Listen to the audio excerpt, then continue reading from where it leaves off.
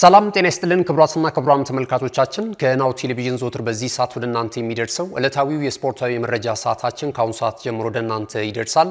እንደ ወትሮ ሁሉ ለዛሬ ለተሰኙ ሰኔ 8 2018 ዓ.ም ከሀገር ቤትና ከባህር ማዶ የተሰናዱ ስፖርታዊ መረጃዎችን ከአሁን ሰዓት ጀምሮ ወደ እናንተ እያደረስን ቆይታ እናደርጋለን። እስከ መረጃዎቻችን ፍጻሜ ድረስ አብራችሁን እንድትቆዩ የምንጋብዛችሁ የመረጃዎቹ አዘጋጅና አቅራቢ ገዛኸኝ ዱላ፣ የካሜራ ባለሙያችን ዘካሪያስ ሳይሉ ከኛ ጋር ቆይታ ያደርጋል። አብራችሁን ነው። ክቡራትና ክቡራን ተመልካቾቻችን ወደ ቀዳሚው የሀገር ቤት ስፖርታዊ መረጃችን ከማለፋችን ሮትሮ ሁሉ አንድ የዓለም ዋንጫን የተመለከተ ጥያቄ ቀዳሚ በማድረግ ወደ መረጃዎቻችን የምናልፍ ይሆናል። የዛሬ የናሁ ስፖርት ቀዳሚው ጥያቄያችን የሚሆነው በዓለም እግር ኳስ ዋንጫ የውድድር መድረክ በስከዛሬው ሂደት እንግዲህ የብራዚል ብሔራዊ ቡድን 5 ጊዜ የመድረኩን የዋንጫ ክብር በማንሳት ቀዳሚ ስፍራ ላይ መቀመጡ የሚታወስ ነው። ለመሆኑ ብራዚልን በመከተል ሁለት ሀገራቶች ደግሞ የመድረኩን የዋንጫ ክብር በከፍተኛ ሁኔታ በማንሳት ይከተላሉ። እኩል የዋንጫ ክብር ነው ያላቸው። እነዚህ ሁለት ሀገራት ማንና ማን ናቸው? እነዚህን ሀገራት ስም እንድታደርሱን የመጀመሪያው ጥያቄ አድርገን በዛሬው ዕለት ወደ እናንተ እንጋብዛለን ማለት ነው። ተጨማሪ ሁለት ጥያቄዎችን ደግሞ በየመረጃዎቻችን መካከል ወደ እናንተ የምናደርስ ይሆናል። እየተሳተፋችሁ ቆይታ እንድታደርጉን እየጋበዝን ወደ ቀዳሚው የሀገር ቤት ስፖርታዊ መረጃችን እናልፋለን። የመጀመሪያው የሀገር ቤት ስፖርታዊ መረጃ የሚሆነው የሲቢ ኢትዮጵያ ፕሪሚየር ሊግ የ2018 ዓ.ም የውድድር መድረክን የተመለከተ መረጃ ይሆናል። የሊጉን የዋንጫ ክብር ለማንሳት ሲዳማ ቡና እግር ኳስ ክለብ ይበልጥኑ እየቀረበ ነው የሚገኘው። እንግዲህ ሲቢ ኢትዮጵያ ፕሪሚየር ሊግ 35ኛ ሳምንት መርሃ ግብር ላይ ደርሷል። ከሀገራት ጨዋታ ባይባልም ነገር ግን የኢትዮጵያ ብሔራዊ ቡድን የወዳጅነት ጨዋታ ነበረውና በብሔራዊ ቡድኑ ጨዋታ ምክንያት ረፍት ላይ የነበረው ሊጉ በትላንትናው ዕለት ተመልሷል። በመዲናችን አዲስ አበባ ስቴዲየም እንደዚሁም ደግሞ በአዳማ ሳይንስና ቴክኖሎጂ ዩኒቨርሲቲ ስቴዲየም በተደረጉ ጨዋታዎች ቀጥሎ ተከናውኗል ማለት ነው። ትላንትና በተለይ እዚህ አዲስ አበባ ስቴዲየም ላይ የተደረገው ጨዋታ የሊጉ መሪ ክለብ ሲዳማ ቡናን ከኢትዮጵያ ቡና ጋር ያገናኘው የቡና ደርቢ ጨዋታ በሲዳማ ቡና 2-1 አሸናፊነት ፍጻሜውን አግኝቷል። ሲዳማ ቡና በውድድር ዓመቱ የሰበሰባቸውን ነጥቦች እንደዚሁ ወደ 64 ከፍ በማድረግ የሊጉን የዋንጫ ክብር የበለጠ ለማንሳት የተጠጋበትን ውጤት ነው ማስመዝገብ የቻሉት። ትላንት እንግዲህ ሲዳማዎች አስቀድመው ተመርተው ነበረ። ኢትዮጵያ ቡና ነበረ ቀዳሚ ጎል ማስቆጠር የቻለው 36ኛው ደቂቃ ላይ ዘላለም አባተ ባስቆጠረው ኳስ ቡናማዎቹ መሪ ሆነው ነበረ። ነገር ግን 41ኛው ደቂቃ ላይ ደግሞ የቀድሞ የባህር ዳር ከተማ የተከላካይ ስፍራ ተጫዋች እንደዚሁም በኢትዮጵያ ብሔራዊ ቡድን የምናውቀው ያሬድ ባየ 41ኛው ደቂቃ ላይ ጎል አስቆጥሮ ሲዳማ ቡናዎችን ወደ አቻ ውጤት መመለስ ችሏል። ጨዋታው ሊጠናቀቅ 4 መደበኛ ደቂቃዎች እንደቀሩት ደግሞ ብርሃኑ በቀለ 86ኛው ደቂቃ ላይ ለሲዳማ ቡና የአሸናፊነቷን ግብ ከመረብ በማሳረፍ ጨዋታው በሲዳማ ቡናዎች 2-1 አሸናፊነት ፍጻሜውን አግኝቷል ማለት ነው። ይህንም ተከትሎ እንግዲህ ሲዳማ ቡና የሊጉን የዋንጫ ክብር ከተከታታይ ፍክክር በኋላ ለማሳካት ከጫፍ ደርሷል ማለት ይቻላል። 2011 ላይ መቀሌ 70 እንደርታ የሊጉን የዋንጫ ክብር በሚያሳካበት ጊዜ ሁለተኛ ደረጃን ይዞ ነበር ያጠናቀቀው። ለሊጉ የዋንጫ ክብር የበለጠ ተጠግቶ እንደነበረ የሚታወስ ነው በዛ ወቅት ማለት ነውና ሲዳማ ቡና ከዛ በኋላ የተለያዩ አሰልጣኞችን ማፈራረቅ ችሏል። አሁን ላይ ያለው ቁመና እጅግ በጣም አስደናቂ ነው። በርከት ያሉ አዳዲስ ተጫዋቾችን ወደ ስብስቡ ማምጣት ችሏል የአሰልጣኙ ቡድን ማለት ነው። እንግዲህ ያሬድ ገመቹ ናቸው እየመሩ የሚገኙት። ሲዳማ ቡና እንግዲህ በታሪኩ ለመጀመሪያ ጊዜ የሊጉን የዋንጫ ክብር ለማሳካት ጥሩ ጉዞ ላይ የሚገኝ ይመስለናል። በቀጣይ እንግዲህ የጊዜ ጉዳይ ካልሆነ በስተቀረ ይህንን የሊግ የዋንጫ ክብር ወደ ሲዳማ ቡና የማምራቱ ነገር አይቀሬ ነው። ኢትዮጵያ ፕሪሚየር ሊግ ላይም አዲስ ሻምፒዮና ክለብ እንመለከታለን ማለት ነው። በእርግጥ በቅርብ ዓመታቶች አዳዲስ ክለቦች ናቸው ሻምፒዮና እየሆኑ የሚገኙት እንደነ ኢትዮጵያ መድን እንደዚሁም ኢትዮጵያ ንግድ ባንክን ተመልክተናል። አሁን ደግሞ ተረኛው ሲዳማ ቡና የሚሆን ነው የሚመስለው ማለት ነው። 3 መርሃ ግብሮች ብቻ ናቸው የሚቀሩት። ትላንትና ደግሞ ለሲዳማ ቡናዎች የበለጠ ውጤቱ ያማረላቸው ተከታያቸው መቻል በቅዱስ ጊዮርጊስ እግር ኳስ ክለብ 3-0 በሆነ ውጤት መሸነፉ ነው። ይህ አዳማ ሳይንስና ቴክኖሎጂ ዩኒቨርሲቲ ስቴዲየም ላይ የተደረገ ጨዋታ ነበረ። ትላንት እንግዲህ ፈረሰኞቹ አሸናፊ እንዲሆኑ 3ቱን የአሸናፊነት ግቦች ከመረብ ያሳረፉት ተጫዋች ፍጹም ጥላውን 31ኛው ደቂቃ ላይ፣ ሀብታሙ ጉልላት 77ኛው ደቂቃ ላይ እንደዚሁም ደግሞ የአብስራ ጎሳዬ 91ኛው ደቂቃ ላይ ጎል በማስቆጠር ቅዱስ ጊዮርጊስ እግር ኳስ ክለብ ይህን ጨዋታ 3-0 በሆነ ውጤት እንዲያሸንፍ አስችሏል ማለት ነው። ቅዱስ ጊዮርጊስ እግር ኳስ ክለብ አጀማመሩ መሀል ላይ የነበረው ውጤት እንግዲህ ከሜዳ ውጪ ባሉ ጉዳዮችም እጅግ በጣም ደካማ እንደነበረ ይታወሳል። አሁን ግን በአማረ ሁኔታ እየተስተካከለ ነው የሚገኘው። እንግዲህ ከሜዳ ውጭ ያሉ ጉዳዮች ወደ ሜዳ እየመጡ እንዴት የቡድንን ውጤት ሊያቃውሱ እንደሚችሉ የቅዱስ ጊዮርጊስ እግር ኳስ ክለብ አሁናዊ መስተካከል ማሳያ ነው ማለት ይቻላልና ሁኔታዎች መስመር ከያዙለት በኋላ ቅዱስ ጊዮርጊስ በኢትዮጵያ ፕሪሚየር ሊግ ምናልባት ብዙ ሳምንታቶች ቢቀሩ ብዙ ጊዜያቶች ቢቀሩ የሊጉ የዋንጫ ክብርን ለማንሳት ከሚፎካከሩ ክለቦች መካከል እንመለከተው እንችል ነበርና ትላንት ድል ማድረጉን ተከትሎ የውድድር ዓመቱን የሰበሰባቸውን ነጥቦች ወደ 49 ከፍ ማድረግ ችሏል። ይሄ ደግሞ አራተኛ ደረጃ ላይ እንዲቀመጥ አስችሎታል ማለት ነው። የአሰልጣኝ ፋሲል ተካልኙ ቡድን ትላንትና ድል ማሳካቱን ተከትሎ ማለት ነው። ሌላ ጨዋታ ተደርጓል። በዚሁ በአዳማ ሳይንስና ቴክኖሎጂ ዩኒቨርሲቲ ስቴዲየም የ2017 የኢትዮጵያ ፕሪሚየር ሊግ ሻምፒዮናው ክለብ ኢትዮጵያ መድን ከድሬዳዋ ከተማ ጋር ያደረጉት ጨዋታ በኢትዮጵያ መድን 1-0 አሸናፊነት ፍጻሜውን አግኝቷል። በዚህ ጨዋታ ላይ 16ኛው ደቂቃ ላይ ወገኔ ገዛኸኝ የኢትዮጵያ መድንን የአሸናፊነት ግብ ከመረብ ማሳረፍ ችሏል። ኢትዮጵያ መድንም ጥሩ ውጤቱን እያስተካከለ ነው የሚገኘው። 6ኛ ደረጃ ላይ ተቀምጧል በ46 ነጥቦች ማለት ነውና እንግዲህ ዛሬ ወደሚደረጉ ጨዋታዎች እንለፍና የደረጃ ሰንጠረዡን እንመለከታለን። ዛሬ የ35ኛ ሳምንት መርሃ ግብር ቀጣይ ጨዋታዎች ሲከናወኑ አዲስ አበባ ስቴዲየም ላይ በ7ና 10 ሰዓት ላይ የሚደረጉ ጨዋታዎች አሉ። ነገሌ አርሲ ከአዋሳ ከተማ ቀን 7 ሰዓት ላይ እንደዚሁም ይህ ጨዋታ ፍጻሜውን እንዳገኘ ደግሞ አዳማ ከተማ ከኢትዮጵያ ንግድ ባንክ ጋር የሚያደርጉት ጨዋታ 10 ሰዓት ሲል የሚጀምር ነው የሚሆነው። የአዳማ ሳይንስና ቴክኖሎጂ ዩኒቨርሲቲ ስቴዲየም ሁለት ጨዋታዎችን ስንመለከት ደግሞ ላለመውረድ እየታገሉ ከሚገኙ ክለቦች መካከል አንደኛው የሆነው አርባ ምንጭ ከተማ ከመድረገነት ሽሬ ቀን 9 ሰዓት ላይ እንደዚሁም ማመሻሽ 12 ሰዓት ላይ ደግሞ አዲያ ሆሳና ከፋሲል ከተማ ጋር የሚገናኙ ነው የሚሆነው ማለት ነው። የኢትዮጵያ ፕሪሚየር ሊግን የደረጃ ሰንጠረዥ ሲዳማ ቡና 64 ነጥቦችን እና ተጨማሪ 20 ንጹህ የግብ ክፍያ በመያዝ ቀዳሚ ስፍራ ላይ ሲቀመጥ ትላንት ሽንፈት ያስተናገደው መቻል በ53 ነጥቦች እና በ14 ንጹህ የግብ ክፍያ ሁለተኛ ደረጃ ላይ ተቀምጧል። በዛሬው ዕለት ጨዋታውን የሚያከናውነው እንደዚሁ ነገሌ አርሲ ከ53 ነጥብ አለው ሶስተኛ ደረጃ ላይ ነው የሚገኘው። ቅዱስ ጊዮርጊስ እግር ኳስ ክለብ፣ ሐዋሳ ከተማ፣ ኢትዮጵያ መድን፣ ኢትዮ ኤሌክትሪክ፣ ባህር ዳር ከተማ፣ ኢትዮጵያ ቡና፣ ፋሲል ከተማ እንደዚሁም ኢትዮጵያ ንግድ ባንክ ተከታዩን ደረጃ ይዘውታል። የበለጠ አሁን አጓጊ የሆነው ላለመውረድ የሚደረገው ፍክክር ነው። በይህንንም ተከትሎ እንግዲህ ወራጅ ቀጠና ስፍራ ላይ የሚገኙት አርባ ምንጭ ከተማ፣ ድሬዳዋ ከተማ፣ መቀሌ ሰባ እንደርታ እንደዚሁ ምድረገነት ሽሬ እና አዳማ ከተማ እንግዲህ ላለመውረድ ከፍተኛ ትግል ያደርጋሉ በቀጣይ በሚኖሩት 3 መርሃ ግብር ላይ ብሎ መገመት ይቻላል ማለት ነው። የሲቢ ኢትዮጵያ ፕሪሚየር ሊግ አመቱ ሊጠናቀቅ መሆኑን ተከትሎ እንግዲህ የአመቱ ምርጥ ተጫዋቾች የደጋፊዎች እጩዎች ሊግ ሼር ካምፓኒው ይፋ አድርጓል። በዚህም መሰረት ስንመለከት አጠቃላይ ናትናኤል ዳንኤል ከኢትዮጵያ ንግድ ባንክ፣ መስፍን ታፈሰ ከሲዳማ ቡና እግር ኳስ ክለብ ወደ 4 እጩ ተጫዋቾችን አስመርጧል። በዚህም መሰረት እጩ ላይ ያሉትን ተጫዋች ስንመለከት ናትናኤል ዳንኤል ከኢትዮጵያ ንግድ ባንክ ነው፣ ቀደም ሲል እንዳነሳ ነው። መስፍን ታፈሰ ከሲዳማ ቡና፣ ዳዊት ተፈራ ከሲዳማ ቡና፣ አቤል ያለው ከሲዳማ ቡና፣ ያሬድ ባየ ከሲዳማ ቡና። እነዚህ 4 ተጫዋቾች ሻምፒዮና ሊሆን በተቃረበው የሲዳማ ቡና እግር ኳስ ክለብ ውስጥ በእጩነት የቀረቡ ተጫዋቾች ናቸው። አብዱል ከሪም ወርቁ ከመቻል፣ ቸርነት ጉግሳ ከመቻል እንደዚሁም ፍጹም ጥላሁን ከቅዱስ ጊዮርጊስ፣ ሮቦት ስሎ ከወላይታ ዲቻ በእጩነት የተያዙ ተጫዋቾች ናቸው። እንደገና ደግሞ የአመቱ ምርጥ ተስፈኛ የደጋፊዎች እጩ ተጫዋቾች ስም ዝርዝር እንደዚሁ ይፋ ተደርጓል።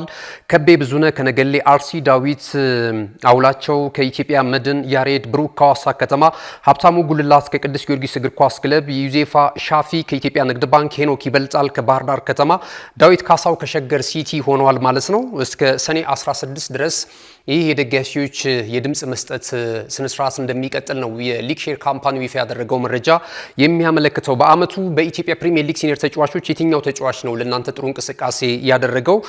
ሀሳብ አስተያየታችሁ ልታደርሱን ትችላላችሁ። እንደዚሁም ደግሞ ተስፈኛና ወጣት ተጫዋች ተብለው በእጩነት ከተያዙት ተጫዋቾች ቀደም ሲል ካቀረብናቸው የእናንተ ተስፈኛና ወጣት ተጫዋች የትኛው ነው? ይህንንም የእናንተን ግምትና የእናንተን አስተያየት ልታደርሱን ትችላላችሁ። ያልተካተቱ ተጫዋቾች ቢካተቱ የምትሏቸው ተስፈኛና ሲኒየር ተጫዋቾች እነማን ናቸው? የአመቱ የ2018 የሲቢ ኢትዮጵያ ፕሪሚየር ሊግ ምርጡ እጩ ተጫዋች መካተት ነበረበት የምትሏቸውን ተጫዋቾችም ልታደርሱን ትችላላችሁ። ክቡራትና ክቡራን ተመልካቾቻችን የሀገር ቤት ስፖርታዊ መረጃዎቻችን ይህንን ይመስላሉ። ስንመለስ በቀጥታ ወደ ባህር ማዶ ስፖርታዊ ጉዳዮቻችን የምናቀና ይሆናል። አሁንም ናሁ ቴሌቪዥን ምርጫችሁ አድርጋችሁ ናሁ ስፖርትን እየተከታተላችሁ ስላላችሁ እጅግ በጣም እናመሰግናለን። አብራችሁ ነው።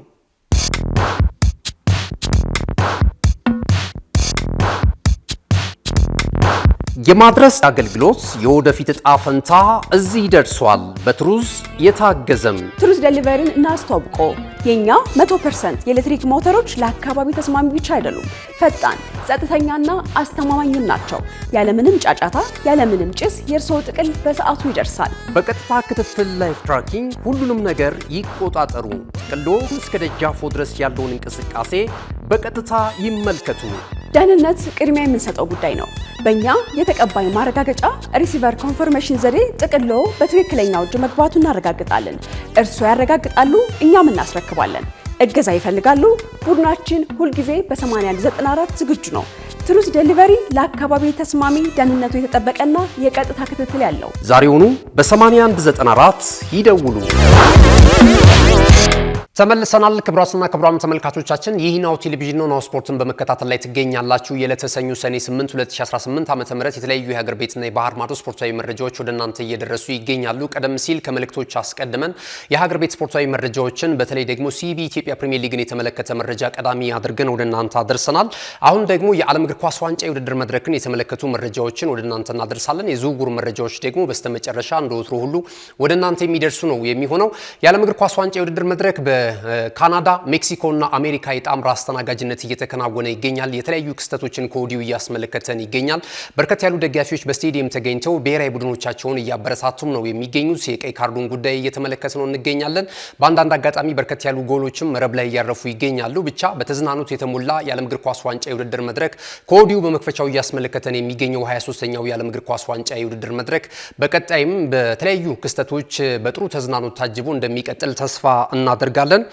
እንግዲህ በዚህ የዓለም እግር ኳስ ዋንጫ የውድድር መድረክ ላይ ናሁ ስፖርት የበለጠ ተመልካቾች እንዲነቃቁና ጥያቄዎችን እየተጠያየቅን እየተማማርን የምንሄድበትን አውድ አዘጋጅቷል። ከዚህ ቀደም እንግዲህ የተለያዩ ጥያቄዎችንም ወደ እናንተ እያደረስን እናንተም በምላሹ የራሳችሁን መልስና በአቀራረባችን ላይ ማስተያየት በነጻነት እያደረሳችሁ ነው የምትገኙት። እጅግ በጣም እናመሰግናለን። ከዚህ ቀደም ያደረስናቸውን ጥያቄዎች በመሞከርና በትክክል መልሳቸውን የመለሱ ተመልካቾችን ስም እንጠራለን። በቀጣይ ሽልማቱንም ወደ እናንተ እናደርሳለን። ሁሉም በምድብ ላይ የሚገኙ ቡድኖች የመጀመሪያ ጨዋታቸውን ካደረጉ በኋላ በቅርቡ ከቀናቶች በኋላ ሽልማቱን ወደ እናንተ እንደምናደርስ በድጋሚ ማስተዋወቅ እንፈልጋለን። ከዚህ ቀደም የነበረውን ጥያቄ በትክክል የመለሱ መላሾቻችንን ስም እንጠራለን። እሸቱ ማሩ፣ መብሩካ በራ፣ አስፋው ታመነ፣ አመኑ፣ ዮናስ ጋሻው፣ መሐመድ አሚን፣ አቡማር፣ ንጉስ ተሰማ ይቅርታ ንጉሴ ተሰማ፣ ምህረት ኤርሚ፣ ዳንኤል ደስዬ፣ እንዳለ አለሙ፣ ዳንኤል ገብሬ፣ በላይ ሃልኩባል፣ ብርሃኑ በየነ፣ ጥላውን ታደሰ፣ ሞላ ዋለ፣ ካሳይ ሰገነት፣ ኤልያስ ፍቃዱና ቢኑ በዳዳ ናቸው። እጅግ በጣም እናመሰግናለን። ከዚህ ቀደም የነበረውን ጥያቄ በትክክል የመለሳችሁ ተመልካቾቻችን ናችሁ። የሞባይል ካርድ ሽልማቱንም በቀጣይ በቃላችን መሰረት ወደ እናንተ የምናደርስ መሆኑን ከወዲሁ መግለጽ እንፈልጋለን። እንግዲህ ቀደም ሲል የመግቢያ አንድ ጥያቄ ወደ እናንተ አድርሰናል። ዘግየት ብላችሁ ደግሞ ከኛ ጋር የተቀላቀላችሁ ተመልካቾቻችን ጥያቄው እንደገና ላስታውሳችሁና ተጨማሪ ሁለት ጥያቄዎችን ደግሞ በመውጫችን ላይ ወደ እናንተ የምናደርስ ይሆናል፣ ወይም በየመረጃዎቻችን መሃል ወደ እናንተ እናደርሳለን። የመጀመሪያው የዛሬ የናሁ ስፖርት ጥያቄ የነበረው በዓለም እግር ኳስ ዋንጫ የውድድር መድረክ በስከዛሬው ሂደት እንግዲህ 100ኛ ዓመቱን ሊደፍን ነው። የተወሰኑ ዓመታቶች ናቸው የሚቀሩት እንደምታውቁት ማለት ነውና በስካሁኑ ሂደት የብራዚል ብሔራዊ ቡድን 5 ጊዜ የዓለም እግር ኳስ ዋንጫ የውድድር መድረክን በማንሳት ቀዳሚው ሀገር እንደሆነ ይታወቃል። ብራዚልም በመከተል ለመሆኑ ሁለት ሀገራት በኩል የዋንጫ ክብር እየተከታተሉ ነው የሚገኙትና እነዚህ ሁለት ብሔራዊ ሀገራት ወይም ደግሞ ብሔራዊ ቡድኖች ማንና ማን ናቸው? የዛሬው የመጀመሪያው የናሁ ስፖርት ጥያቄ ይሄ ነው። የሁለቱን ሀገራት ስም ነው የምታደርሱን። ከብራዚል በመቀጠል ከፍተኛውን የዓለም እግር ኳስ ዋንጫ የውድድር መድረክ የዋንጫ ክብርን መጎናጸፍ የቻሉት ሁለቱ ሀገራቶች ማንና ማን ናቸው የሚለው የመጀመሪያው ጥያቄ ነው። ወደ ዓለም ዋንጫ መረጃዎቻችን እንለፍ በቀጥታ። የምድብ 5 እና 6 ጨዋታዎች ትላንት ምሽት ተከናውነዋል። ዛሬም የሚደረጉ ጨዋታዎች አሉ። የመጀመሪያው የአፍሪካው ድል ተመዝግቧል። በምዕራብ አፍሪካዊቷ ሀገር አይቬሪ ኮስት ምድብ 5 ላይ የምትገኘው አይቬሪ ኮስት ትላንትና እንግዲህ 1-0 በሆነ ውጤት ኢኳዶርን ማሸነፍ ችላለች። ለአፍሪካም የመጀመሪያው የዓለም ዋንጫ ድል ሆኗል። በዚህ በ26ቱ የዓለም እግር ኳስ ዋንጫ የውድድር መድረክ ማለት ነው። በ2014 የዓለም ዋንጫ ላይ ካስመዘገበችው ድል በኋላ የመጀመሪያ ውጤቷ ሆኖ ተመዝግቦላታል አይቬሪ ኮስት ማለት ነው። አይቬሪ ኮስት ወይም ብርቱካናማዎቹ ይህንን ጨዋታ በድል እንዲደመድሙ ያስቻለችውን ብቸኛ ግብ ለእንግሊዙ ክለብ ማንቸስተር ዩናይትድ በመጫወት ላይ የሚገኘው አማድ ዲያሎ 9ኛው ደቂቃ ላይ ጎል አስቆጥሯል። ብርቱካናማዎቹ የነበራቸው ደስታ እጅግ በጣም የሚገርም ነበረ። ትላንትና በአጠቃላይ ደግሞ በአይቬሪያውያን ደግሞ በሀገራቸው ምድር ላይ የነበራቸውም ደስታ ቢቢሲ እንደዚሁ ሲያስመለክት ነበረ ማለዳ ላይ በነበሩት የመረጃ ሰዓቶች ማለት ነው። አማድ ዲያሎ ድንቅ ግብ ነው ከመረብ ማሳረፍ የቻለው። በዛ ላይ ደግሞ ታይሚንጉ በተለይ ለዚህ ሀገር ለሚደግፉ ይህንን አይቬሪ ኮስትን ለሚደግፉ ደጋፊዎች ለመላው አፍሪካውያን በሚባል ደረጃ በጣም ጥሩ ውጤት ማስመዝገብ ችሏል። አይቬሪ ኮስት በዚሁ አካሄድ ከቀጠለች ምናልባት በቀጣይም በዓለም ዋንጫው ላይ ጥሩ ጉዞ ሊያደርጉ ከሚችሉ የአፍሪካ ሀገራቶች መካከል አንደኛዋ ናት ማለት ይቻላል። ጀርመን እንደዚሁ ተጋጣሚዋን ኮራሳውን 7-1 በሆነ ውጤት ማሸነፍ ችላለች። በዚህ እንቅስቃሴ ላይ የሰሜን ለንደኑ ክለብ አርሰናል የፊት መስመር አጥቂ ቪክቶር ዮኬሬሽ 2 ግቦችን ከመረብ አሳርፏል። በዚያ ላይ ደግሞ በጨዋታው ማን ኦፍ ዘ ማች ሆኖም ተመርጧል ማለት ነው። ከኤቨርትስ የተሻለ ግብ የማግባት አጋጣሚዎችንም ፈጥሮ ነበር ትላንት በነበረው እንቅስቃሴ። በዓለም ዋንጫው ላይ እንግዲህ አውትሻይን ያደርጋሉ ተብለው ከሚጠበቁ ተጫዋቾች መካከል አንደኛው ካይ ነው ማለት ይቻላል። ሌሎችም ጨዋታዎች ተደርገዋል። ለምሳሌ በምድብ 6 ብርቱካናማዎቹ ኔዘርላንዶች ከኤሽያዊቷ ሀገር ጃፓን ጋር ያደረጉት ጨዋታ 2-2 በሆነ ውጤት ተጠናቋል። የሊቨርፑል የተከላካይ ስፍራ ተጫዋች ቨርጂል ቫንዳይክ በግሩም ሁኔታ 51ኛው ደቂቃ ላይ ጎል አስቆጥሮ ብርቱካናማዎቹን ቀዳሚ አድርጎ ነበር። በኋላ ላይ ከ6 ደቂቃዎች በኋላ 57ኛው ደቂቃ ላይ ደግሞ ናካሙራ ለጃፓን ያቻነቱን ግብ ከመረብ አሳርፎ 56ኛው ደቂቃ ላይ ባቻ ውጤት ጨዋታው ቀጠለ። 64ኛው ደቂቃ ላይ እንደገና ሰመርቪሌ ዌስትሃም ዩናይትዱ ተጫዋች ለኔዘርላንድስ ጎል አስቆጥሮ 2-1 በሆነ ውጤት ዳግም መምራት የቻሉበትን እድል አግኝተው ነበረ። ጨዋታው ሊጠናቀቅ መደበኛው ደቂቃ ሊጠናቀቅ 1 ደቂቃ ሲቀር ካማዳ 89ኛው ደቂቃ ላይ ጎል አስቆጥሮ ጨዋታው 2-2 በሆነ ውጤት ተጠናቋል። ጃፓንና ኔዘርላንድስ ከምድብ 6 1 ነጥብ አግኝተው ጨዋታው ተጠናቋል ማለት ነው። የስዊድን ብሔራዊ ቡድን ከአፍሪካዊቷ ሀገር ከሰሜን አፍሪካዊቷ ሀገር ቱኒዚያ ጋር ያደረጉት ጨዋታ በስዊድን ብሔራዊ ቡድን 5-1 አሸናፊነት ተጠናቋል። በዚህ ጨዋታ ላይ አያሪ 2 ግቦችን ከመረብ አሳርፏል። ስዊድን ብሔራዊ ቡድን 7ኛውና 96ኛው ደቂቃ ላይ የሊቨርፑሉ የፊት መስመር አጥቂ አሌክሳንደር ኢሳቅ ደግሞ 30ኛው ደቂቃ ላይ ይህ ትውልደ ኤርትራዊ ለስዊድን ነው እየተጫወተ የሚገኘው ጎል አስቆጥሮላቸዋል። የአርሰናሉ የፊት መስመር አጥቂ ቪክቶር ዮኬሬሽ 59ኛው ደቂቃ ላይ ሌላ ተጨማሪ ጎል አስቆጥሯል። ሳቬንበርግ ደግሞ 84ኛው ደቂቃ ላይ ጎል አስቆጥሯል። ትላንት ቱኒዚያን ከሽንፈት ያልታደገች ብቸኛን ግብ ሆማር ረቂቅ 43ኛው ደቂቃ ላይ ጎል አስቆጥሯል እና ጨዋታው 5-1 በሆነ ውጤት ማሸነፍ ችሏል። እንግዲህ በተአምር ነው መምጣት የቻለችው የስዊድን ብሔራዊ ቡድን እንዳላት ስብስብ አይደለም። በእንግሊዝ ፕሪሚየር ሊግ እና በአውሮፓ የተለያዩ ሊጎች ላይ ትልልቅ ተጫዋቾች ካሏቸው ሀገራቶች መካከል አንደኛው የስዊድን ብሔራዊ ቡድን መሆኑ ይታወቃል። ነገር ግን ባለፈው በማጣሪያው ያደረጋቸው እንቅስቃሴዎች በጣም ደካማ ነበር። በፕሌይኦፍ ነው መጨረሻ ላይ እንግዲህ ወደዚህ ወደ ዓለም እግር ኳስ ዋንጫ የውድድር መድረክ መምጣት የቻለው ማለት ነውና ምናልባት አንዳንድ ጊዜ ቀስ እያለ እየተደራጀ የሚመጣ ቡድን ታምር መስራት ይችላል ብለን እንገምታለንና በተለይ ደግሞ አስቀድመን እንግዲህ በእንግሊዝ ፕሪሚየር ሊግ በተለያዩ ክለቦች በኤቨርተን ከዛም በቼልሲ ያልተሳካ ጊዜ ማሳለፍ የቻሉት አሰልጣኝ ናቸው የስዊድን ብሔራዊ ቡድንን እየመሩ የሚገኙት ማለት ነውና ጥሩ ጉዞ ሊያደርግ እንደሚችል እየተጠቀሰ ነው የሚገኘው። ዛሬ የሚደረጉ የምድብ 7 እና የምድብ 8 ጨዋታዎች አሉ። ምሽት 1 ሰዓት ላይ የአውሮፓ ዋንጫ አሸናፊዋ ሀገር የ2010 የዓለም እግር ኳስ ዋንጫ የውድድር መድረክ አሸናፊ ናት። በታዳጊ ተጫዋቾች የተሞላቸው የስፔን ብሔራዊ ቡድን ከአፍሪካዊቷ ሀገር ኬፕ ቨርዲ ጋር የሚያደርጉት ጨዋታ በኢትዮጵያ ሰዓት አቆጣጠር ምሽት 1 ሰዓት ሲል ጅማሮን የሚያደርግ ይሆናል። በምድብ 8 ቤልጂየም እንደዚሁ ከሌላኛዋ አፍሪካዊቷ ሀገር ግብጽ ጋር ጨዋታቸውን የሚያከናውን ይሆናል።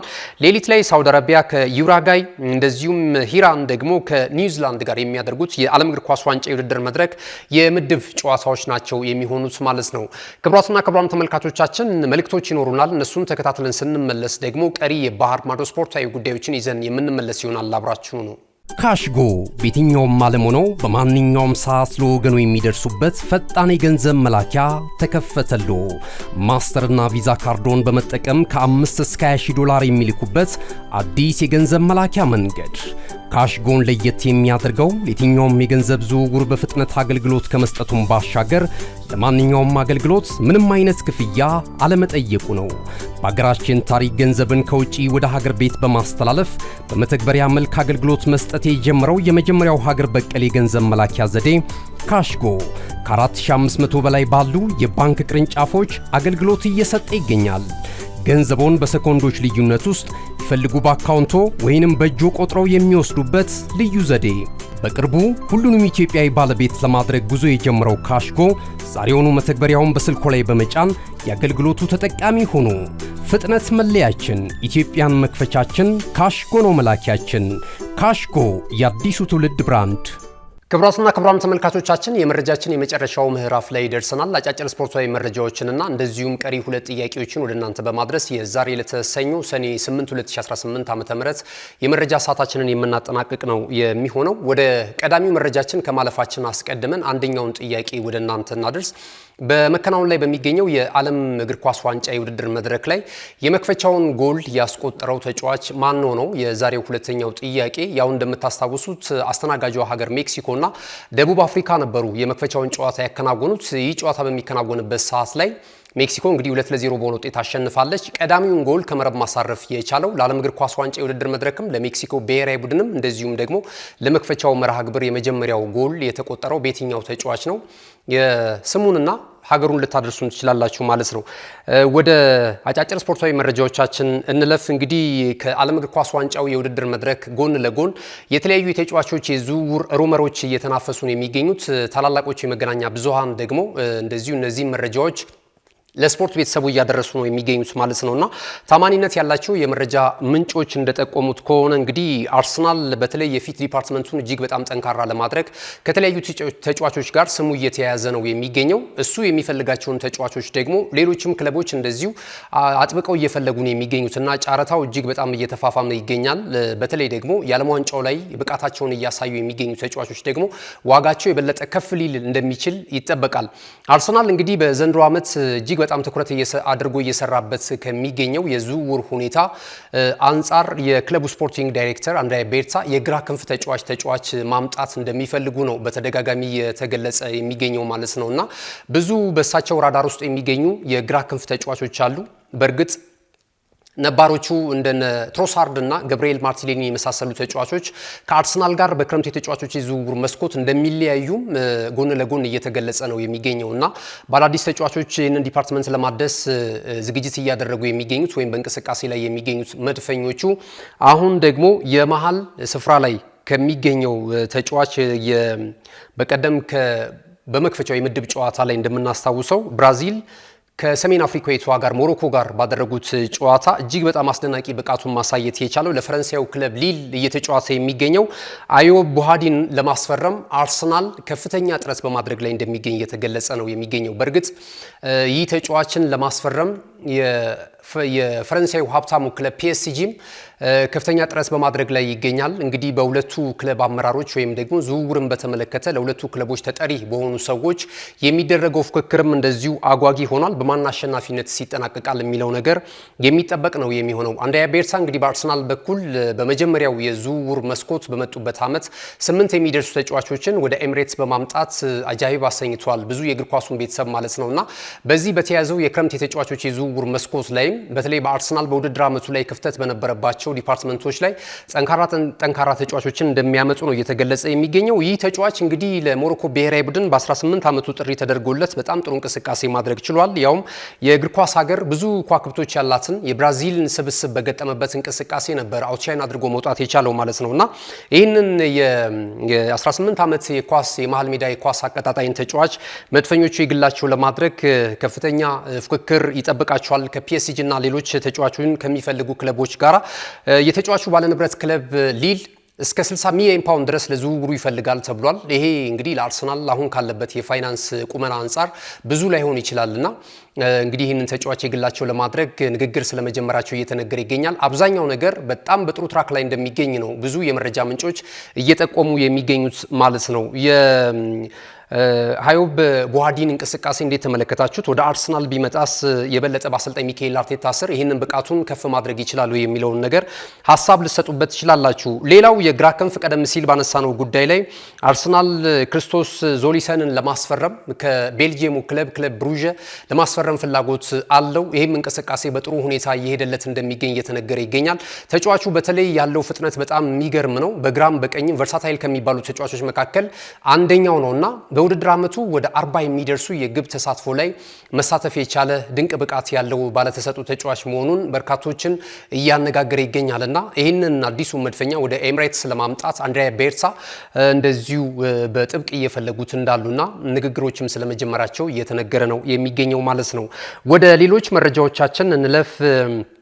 ሌላኛው የሰሜን ለንደኑ ክለብ ቶተንሃም ሆትስፐርስም በአሰልጣኝ ሮቤርቶ ዲዘርቢ የተመራ እንግዲህ በውድድር ዓመቱ በተአምር የተረፈበትን አጋጣሚ በመጨረሻው መርሃ ግብር ላይ እናስታውሳለን። ሮቤርቶ ዲዘርቢ የሰሜን ለንደኑን ክለብ ወይም ደግሞ ስፐርሶችን የተሻለ ጠንካራ አድርገው በአዲሱ በመጪው የ2026-27 የውድድር ዘመን ላይ የተሻለ ውጤት ለማስመዝገብና ደጋፊዎችን ለማስደሰት አዳዲስ ተጫዋቾችን ለማምጣት ወደ ክለቡ ጥረት በማድረግ ላይ ነው የሚገኙት። ከነዚህ ተጫዋቾች መካከል አንደኛው በቼልሲ ቤት ያናል ውጤታማ ጊዜን እያሳለፈ የማይገኘው ሊያም ዴላፕን ለማስፈረም ፍላጎት አላቸው ተብሏል። እንግዲህ ተጫዋች ከታችኛው ከኢፕስዊች ታውን ነበር ያስፈረሙት ቼልሲዎች። ነገር ግን ጉዳትም የተወሰነ ጊዜ የፈለገውን ያህል እንቅስቃሴ እንዳያደርግ አግዶት እንደነበር የሚታወስ ነውና ይህን እንግሊዛዊ ኢንተርናሽናል አሁን ደግሞ ቶተንሃም ሆትስፐርሶች ለማስፈረም ፍላጎት አላቸው ተብሏል ማለት ነው። ሌላ እንደዚሁ ሪያል ማድሪድ አሰልጣኝ ጆዜ ሞሪኒዮን ከሾመ በኋላ የተለያዩ ከኤጀንት ወይ ፍሪ ኤጀንት የሆኑትን ከውል ኮንትራት ነፃ የሆኑ ተጫዋቾችን እያመጣ ነው የሚገኘው። ከዚህ ቀደም እንደተመለከትነው ኢብራሂማ ኮናቴን ከሊቨርፑል ለማስፈረም እንደዚሁ ከስምምነት ላይ ስለመድረሳቸው የሚታወስ ነው። አሁን ደግሞ ቀጣይ የምዕራብ ለንደኑን ክለብ የተከላካይ ስፍራ ተጫዋች ስፔናዊ ኢንተርናሽናል ማርክ ኩኩሬላን ለማስፈረም እንደዚሁ ስለመስማማታቸው ተነግሯል። አጠቃላይ ጉዳዮች በውስጥ ስለማለቃቸው ነው እየተገለጸ የሚገኘው። እንግዲህ ወደ 51 ሚሊዮን ፓውንድ ወይም ደግሞ 60 ሚሊዮን ዩሮ ለተጫዋቹ ዝውውር ቼልሲዎች እንዳገኙበት ወይም ደግሞ እንዳስከፈሉ ተነግሯል ማለት ነውና በሪያል ማድሪድ ቤት ከአሰልጣኝ ጆዜ ሞሪኒዮ ጋር አዲሱን የውድድር ዓመት ለመጀመር ማርክ ኩኩሬላ ከፍተኛ ጥረትና ፍላጎት እንዳለው ሲነገር ነበረ። እንግዲህ የነጮቹን ማሊያ ከሚለብሱ አዳዲስ ተጫዋቾች መካከል በቀጣይ የምንመለከተው ማርክ ኩኩሬላ ማለት ነው። ጃቪ አሎንሶ በዚህ ቦታ ላይ የተለያዩ አዳዲስ ተጫዋቾችን ለማምጣት ወደ ስታንፎርድ ብሪጅ ጥረት እያደረገ እንደሚገኝ በተቃራኒው የተገለጸ ነው የሚገኘው ማለት ነው። የአሰልጣኝ ሹምሽሩም እንግዲህ የአዲሱ የውድድር ዘመን ከመጀመሩ አስቀድሞ እየተዘገበ ነው የሚገኘው። አዶኒ ራዮላ እንግዲህ በበርንማውዝ ቤት የሰሩት ታሪክ እጅግ በጣም ድንቅ ነው። በአውሮፓ የውድድር ተሳትፎ በታሪኩ ለመጀመሪያ ጊዜ በርንማውዝ እንዲያገኝ አድርጓል። በኤሮፓ ሊግ የውድድር ዓመት በመጪው ዓመት እንግዲህ የሚካፈል ነው የሚሆነው አንዶኒ ራዮላ ማለት ነውና አሁን ላይ እንግዲህ እሳቸው ፍሪ ኤጀንት ናቸው።